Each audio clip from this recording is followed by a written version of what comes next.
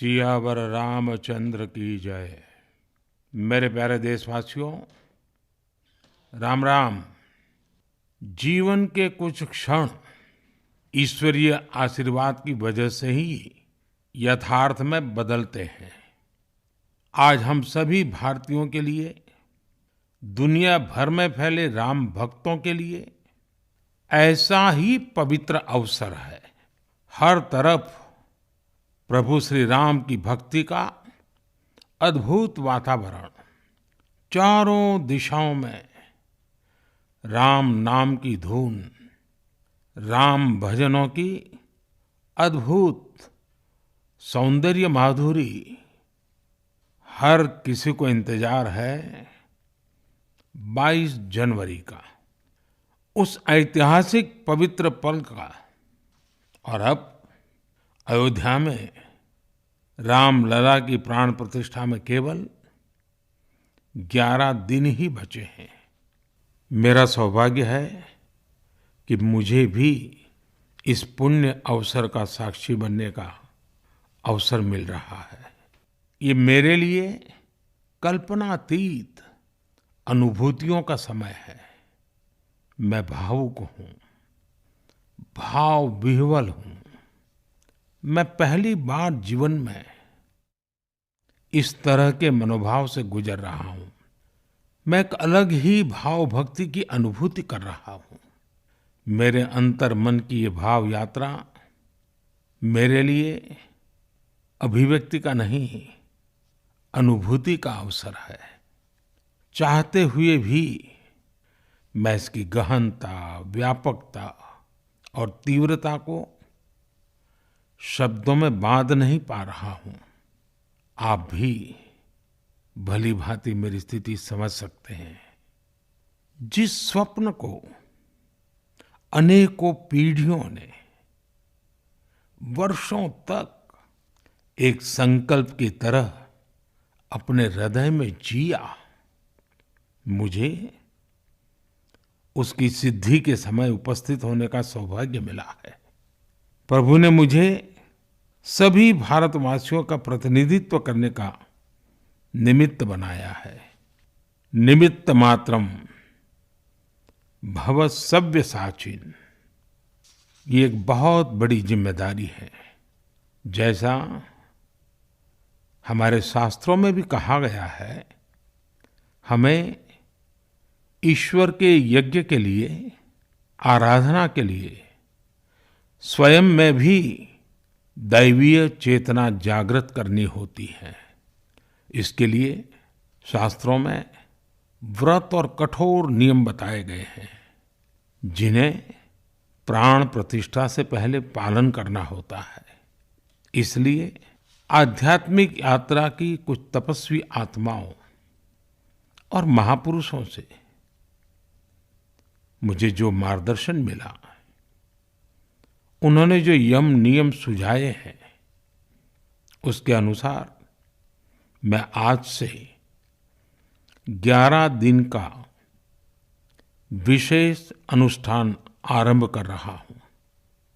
इस पवित्र अवसर पर मैं परमात्मा के श्री चरणों में प्रार्थना करता हूं, ऋषियों, मुनियों, तपस्वियों का पुण्य स्मरण करता हूं और जनता जनार्दन, जो ईश्वर का रूप है, उनसे प्रार्थना करता हूं कि आप मुझे आशीर्वाद दें, ताकि मन से, वचन से, कर्म से मेरी तरफ से कोई कमी ना रहे।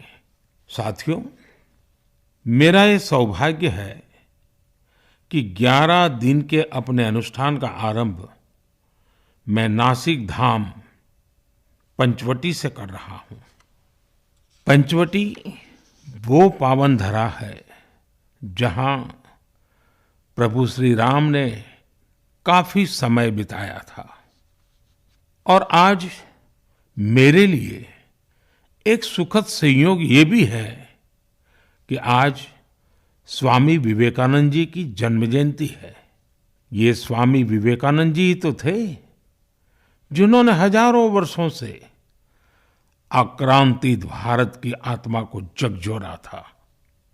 आज वही आत्मविश्वास भव्य राम मंदिर के रूप में हमारी पहचान बनकर सबके सामने है।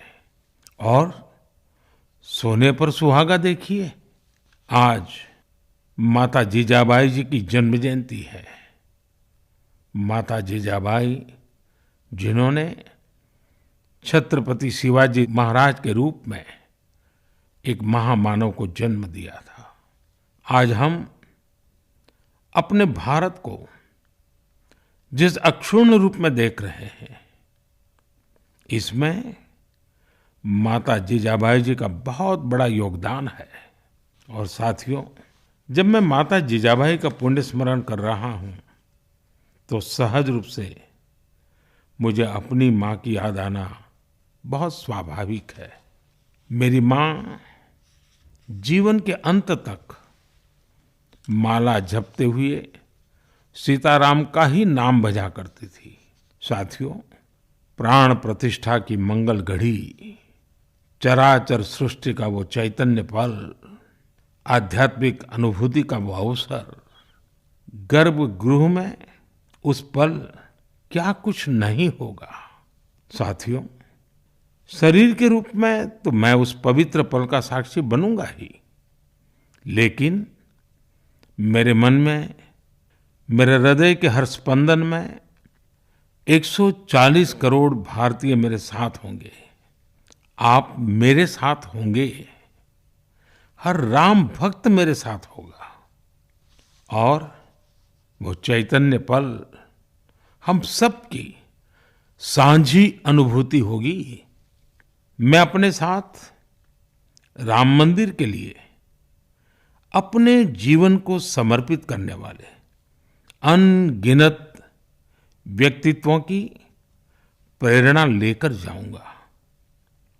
त्याग तपस्या की वो मूर्तियां, 500 साल का धैर्य, दीर्घ धैर्य का वो काल, अनगिनत त्याग और तपस्या की घटनाएं, दानियों की, बलिदानियों की गाथाएं, कितने ही लोग हैं जिनके नाम तक कोई नहीं जानता, लेकिन जिनके जीवन का एकमात्र ध्येय रहा है भव्य राम मंदिर का निर्माण।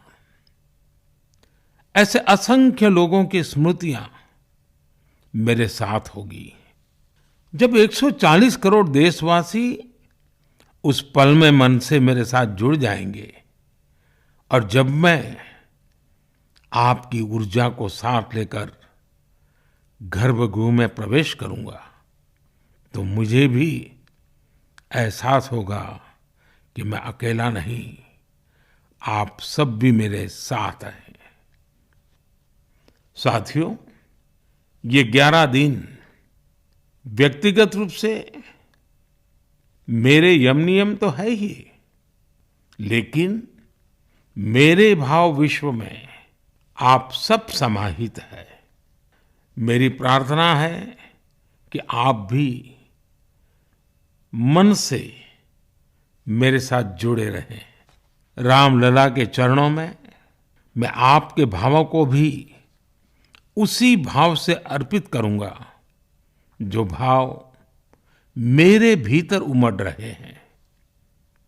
साथियों, हम सब इस सत्य को जानते हैं कि ईश्वर निराकार है, लेकिन ईश्वर साकार रूप में भी हमारी आध्यात्मिक यात्रा को बल देते हैं। जनता जनार्दन में ईश्वर का रूप होता है, ये मैंने साक्षात देखा है, महसूस किया है। लेकिन जब ईश्वर रूपी वही जनता शब्दों में अपनी भावनाएं प्रकट करती है, आशीर्वाद देती है, तो मुझ में भी नई ऊर्जा का संचार होता है।